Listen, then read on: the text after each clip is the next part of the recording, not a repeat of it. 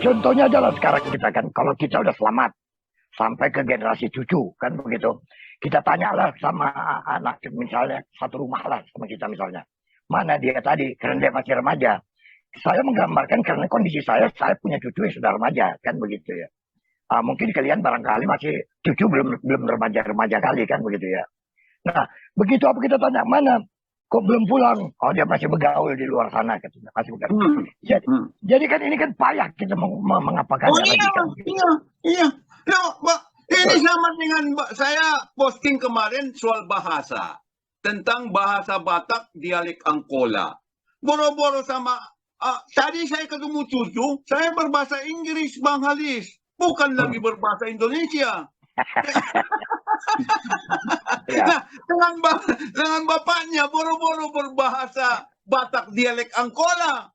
Nah, paling-paling saya berbahasa Indonesia. Memang itulah kemudian persoalan yang kita hadapi ini. Padahal bahasa, betapapun itu bahasa lokal, itu adalah sebuah yang harus kita pertahankan. Itulah Sumpah Pemuda salah satu soal bahasa itu. Makanya media kemarin itu ya, tidak ada yang memuat artikel berbahasa daerah untuk mengingatkan kembali. Tapi memang tantangan ini memang berat. Saya bilang lingkungan ini juga sangat mempengaruhi.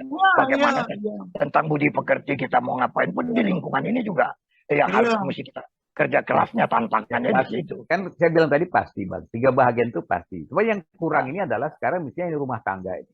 Nah, ini jadi si bapak ini dia manajer, direktur di kantor yang dipikirkan bagaimana memanage anak buahnya. Tapi jarang ilmu yang dia miliki, bagaimana dia mengatur keluarganya, bagaimana dia mengurus anak-anaknya. Kan itu persoalan. Dia hebat di kantor, tapi tidak hebat di rumah. Itu. Jadi kalau misalnya Abang bilang tadi, kebetulan aja Abang bisa menghadapi cucu dengan berbahasa Inggris. Bagaimana orang ada juga bahasa Indonesia aja nggak lurus kok ketemu sama anak cucunya. Tapi karena ditanam budi pekerti itu, dia hormat kepada kakeknya, kepada yang tahu dia dari kampung. Nah, itu yang paling penting menurut saya. Nah, ini nggak kerja gampang, Bang ya. Aku ini contoh. Aku punya 2 anak. Dulu itu satu anakku bebas. Kalau dia butuh kawan-kawannya silakan aja. Yang satu tuh berat. Dan aku bilang, nggak adil Papa. Aku bilang, aku sangat adil. Karena aku tahu yang satu itu aman. Yang satu ini nggak aman. Kira-kira kan kita yang lebih tahu gitu kan. Kita melihat itu gitu. Bukan persoalan misalnya anak kayak kasih jajan kan. Anak SD mana bisa sama kasih jajan sama anak mahasiswa. Jadi itulah keadilan itu. Ya itu kan belum tentu semua orang tua juga memahami seperti itu. Jadi dia sukses di kantor, sukses di apa, tapi belum tentu. Itu yang aku maksud, Bang. Gitu. Tapi saya salut sama Pak Jaya. Pak Jaya cucunya menang medali emas terus nih. Banyak pialanya. Ya, karena Pak Jaya lagi tidur.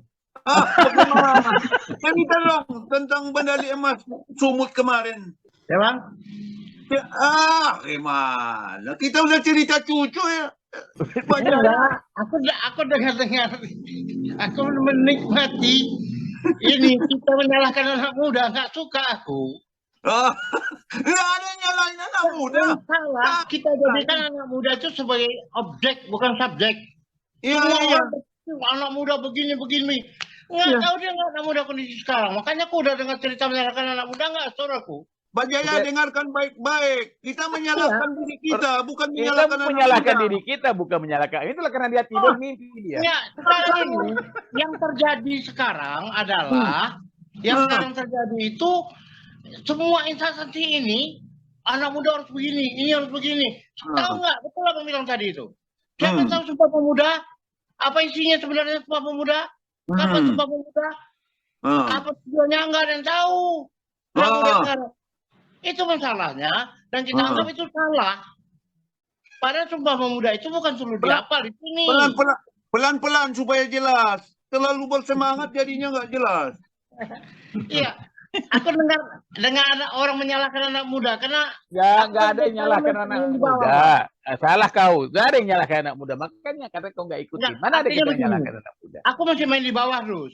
Aku masih main anak muda, masih kumpul dengan mereka. Kita diciptakanlah ini, buat ini penanganan sampah, dibuat ini kegiatan ini. Itu semua diciptakan oleh orang-orang di atas, ujung-ujungnya berbalut dengan anggaran, dan itu sampai di bawah mereka ternyata ditipuin. Jadi intinya otak pejabat itu juga harus dicuci, begitulah ya. Iya. Hanya Kenapa? bilang dong, Win. Mereka itu membangun sesuatu, membuat sesuatu, diberikan kepada anak muda, sementara dianggap dengan pemberian mereka pada anak muda itu dijajah hebat. Dan dibalutlah dengan anggaran. Dan anggaran itu diambil sebagian. Jadi anak muda coba tengok anak sekolah sekarang apa yang diperbuat untuk anak sekolah? Apa kegiatan untuk anak sekolah sekarang? Iya. Nah, apa kegiatan untuk Karang Taruna sekarang? Aku kalau dengar cerita gitu uloknya kebilang itu bang. Sor sendiri. Nanti kita sudah siapkan anggaran sekian. Coba dulu. Yang sor sendiri siapa? Bilang dong tegas-tegas. Ya pejabat-pejabat itulah. Yang itu kan. Pejabat itu. Coba sekarang.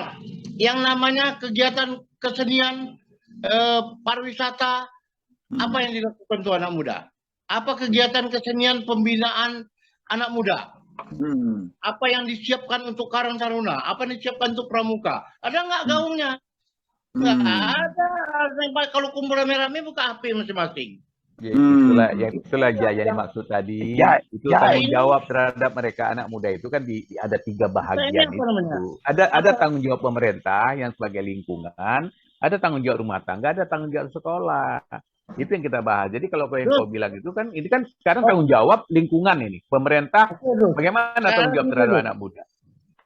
Sekarang gini, dulu orang tua bekerja, bapak bekerja, si ibu beranak di rumah, menyiapkan anak semua, mereka menyiapkan untuk anak-anaknya. Sekarang bapak kerja, anak kerja, katanya sudah dibilang, bapak kerja, anak kerja, yang menghidupkan pembantu. Dulu yang kerja bapak, si ibu menyiapkan anak-anak. Sekarang yang bapak kerja, mama kerja, yang bekerja untuk anak itu pembantu. Dan bukan itu lagi, yang membantu anak, yang mendidik anak itu kakeknya, bapaknya. Jadi turunan si bapak itu dulu memelihara anak, sekarang si bapak memelihara cucu. Itu nggak betul. Kalau memelihara anak, memelihara cucu itu udah kurang ajar, udah apa nih, kualat sama orang tua.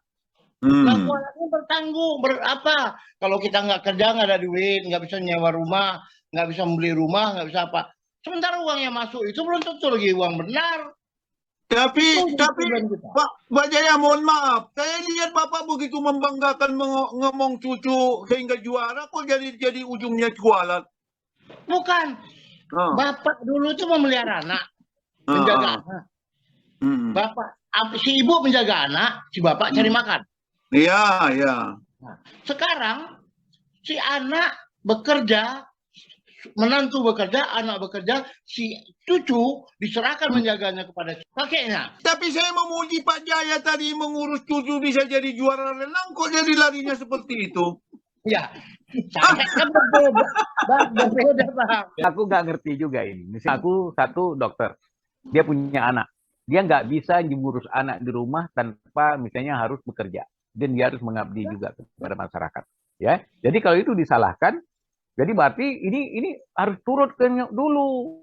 Dulu bapak kerja, mama cuma beranak, ngurus anak, yang nggak bisa begitu. Dia perkembangan juga, yaitu kan sekarang dengan perkembangan teknologi juga bisa dimanfaatkan itu untuk menggantikan posisi walaupun tidak 100%. Terus, ya, itulah yang aku bilang tadi.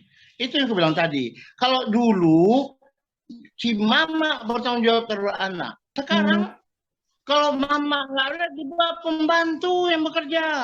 Maka sifat anak itu level berpikirnya, level bekerjanya, level penanggapan, itu level pembantu. Jadi apa salahnya kalau dia ke neneknya udah berhasil mengurus anaknya? Ini persoalannya tanya Bang Arif. Ini diskusi yang ngalor ngidul ini kan dimulai tadi dengan Tengku Khalisbah ini. Dia bilang tawuran terus. Anak muda tawuran, kan itu kalnya tadi. Nah, kita di Indonesia ini sebetulnya saya bilang Indonesia, karena saya dulu juga kan kerja jadi pegawai negeri. Selalu yang kita lihat tuh fenomena, gejala. Itu yang kita diskusikan.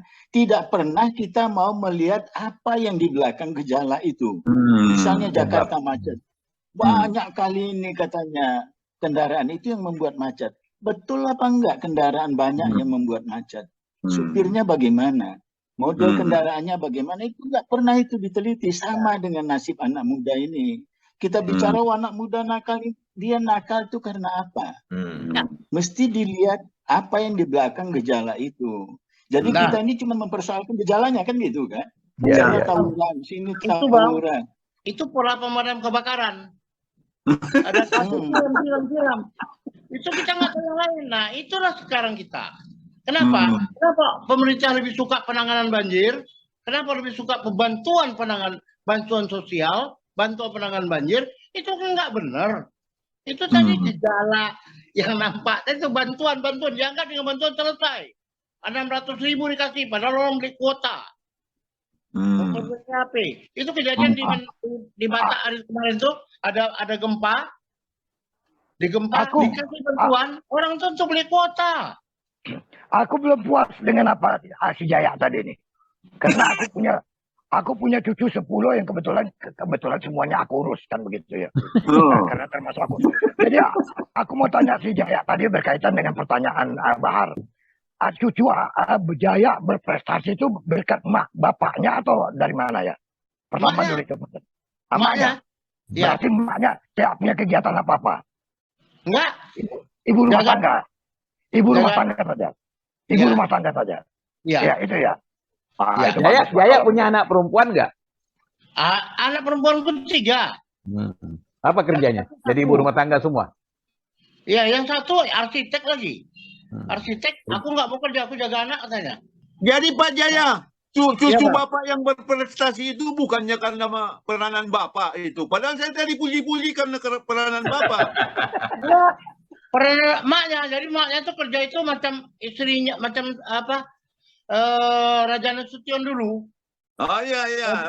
Raja Nasution itu bininya di kolam dari subuh itu. Jadi gini Jai, jadi kalau kita bilang kakeknya itu terus jadi kualat, jadi apa tadi juga nggak benar. Karena gini, orang tua kayak aku ini ya, mungkin juga kayak Bang Hairul atau yang lain, terutama Bang Baharudin ini, kalau cucunya datang, ya tinggalkannya semua. Jadi dia tidak merasa beban kalau cucunya datang, benar nggak Bang? Jadi artinya gini, tunggu dulu. Aku itu sekarang yang paling bahagia itu adalah mengurus cucu. Jadi tidak terbebani bagiku sebenarnya gitu loh. Aku setuju kalau cucu datang atau kita ke rumah cucu, kita beri perhatian sama cucu. Tapi aku yang nggak setuju, cucu itu tanggung jawab si kakek dengan si nenek untuk memelihara. Oke. Artinya kau tak suka dengan wanita karir lah. Gitu kesimpulannya barangkali ya. Bukan Bang, kondisi tadi kau bilang kan begitu. Udah kemana-mana ini. Ini masih sejalan nih. Bagus juga Bang Halis nih. Tengah-tengah saja Pak Jaya, nggak setuju dengan wanita karir atau enggak? Ya setuju. Wanita karir setuju, cuman karirnya di mana? Bukan. Begini, Jai. Maksud begini, kalau dia menjadi wanita karir, berarti dia kan harus keluar rumah dalam waktu yang posisinya berapa jam gitu kan. Apakah kalau dia masih punya anak kecil beberapa jam itu ditinggalkannya sendiri tanpa karena kau tak suka ada pembantu atau gimana? Ya, aku menantu aku satu karir Bang, dia kerja. Bukan, aku bertanya itu dulu, tahu saya dulu itu aja dulu. Kalau emaknya wanita karir, berarti dia kan harus meninggalkan rumah sekian jam. Kan begitu. Dia tinggalkan anaknya di dalam rumah itu saja. Karena bapaknya kan pasti kerja. Ya kan karir sekarang bukan hanya harus keluar rumah Bang. Di rumah juga bisa berkarir orang. Jadi kau menengoknya jangan satu itu dari pandangan kau. Karena secara umum banyak juga wanita karir. Itu kan bukan karir online. Bukan karir apa. Banyak juga yang bekerja di kantor-kantoran. Ya. Ya kan gitu. Aku lebih suka dia menempatkan diri lebih banyak. Aku malah tak enaknya artinya kan karena kau bilang tadi kualat itu kan begitu kan. Jadi sama dengan tapi beda ya Bang Halis begini sebetulnya. Saya tahu lah, aku belum punya cucu, tapi aku yakin lah sekarang saya yang sudah punya cucu ini itu lebih banyak hal-hal untuk menyenangkan diri sendiri. Bahwa kita sayang sama cucu kita. Soal pendidikan pasti kita kasih kepada bapak dan mamanya juga. Oh iya. Kan kita atur pendidikannya. Nah, tapi perhatian kita besar. Malah bapak mamanya kita marahi. Gimana? Aku tak sure-nya tuh karena dia kualat itu tadi. Itu ya mau. Ya. Saya pikir betul-betul kualat sama kakek-kakek lagi. Jadi Bentar ya. Kualatnya begini. Ada satu keluarga. Kalau dia pagi, diantar anaknya sama kakek neneknya. Lihat. Pada hari tertentu, yang kakek nenek ini bisa bebas kemana-mana hanya pada hari dia libur. Kalau tidak, tanggung jawab si cucu ini adalah kakek sama neneknya menjaga. Tapi Itu gua nggak kualat. tapi kalau kakek neneknya mau, kenapa salahnya? Apa salahnya? Sekarang siapa kakek neneknya nggak mau? Nggak mungkin nggak mau. Orang kakek neneknya juga kepengen. Jadi sebenarnya kalau seandainya wanita karir kau bilang bukan anti ya, artinya tidak di rumah lah si perempuan itu. Aku juga banyak lihat ibu-ibu yang di rumah main handphone, anaknya di sebelah main handphone. Iya. Jadi nggak jaminan juga itu gitu loh. Ya. Memang zaman sekarang nggak ada yang bisa jadi jaminan terus. Zaman sekarang nggak ada yang bisa jaminan. Dijaga nggak jaminan sekarang? Aku bilang statement kau tuh salah lah. Itu udah pasti lah. Janganlah pula kau bilang kualat jadi batu pula nanti bahaya.